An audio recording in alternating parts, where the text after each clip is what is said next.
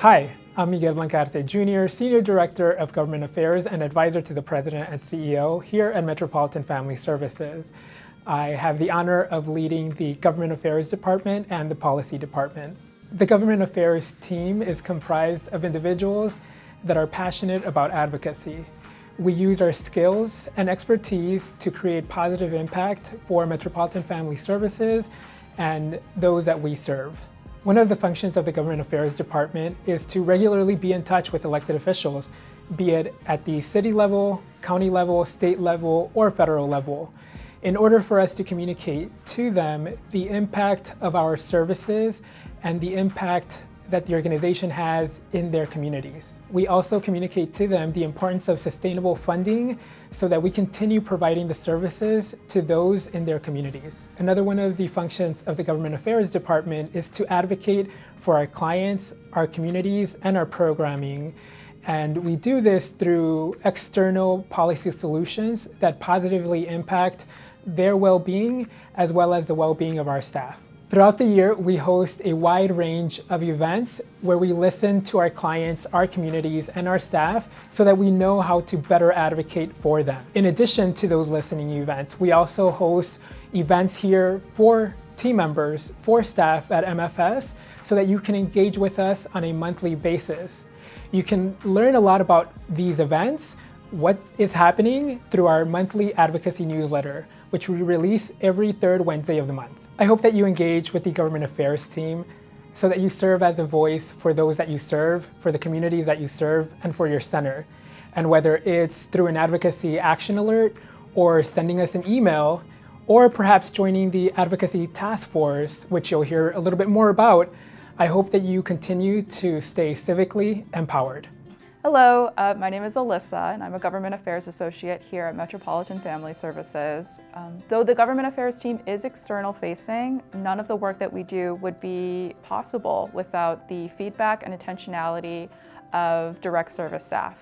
Whether you're an intern to an executive director, you are advocating for your clients every single day, and so your voice is essential in ensuring that we have the information that we need to make sure that we're also doing that advocacy toward elected officials and key decision makers. Because of this, we host an opportunity for all staff to participate in, also known as the Advocacy Task Force.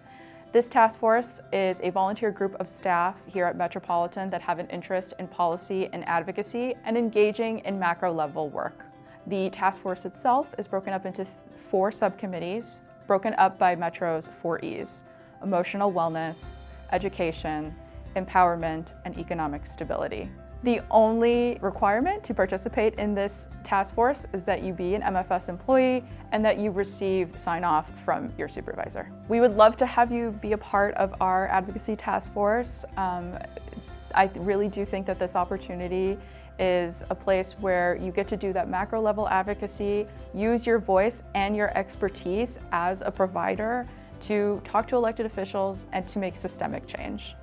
So hi, I'm Jason Kaiser. I'm the Executive Director at Metropolitan Family Services Howard and Evanston Community Center. We're so glad you're here and are joining our team. I'm here to talk about government. It's one of our most important stakeholders in our program services. At my center, government funding accounts for about 3/4 of all of our program support. But the impact of government funding goes beyond funding.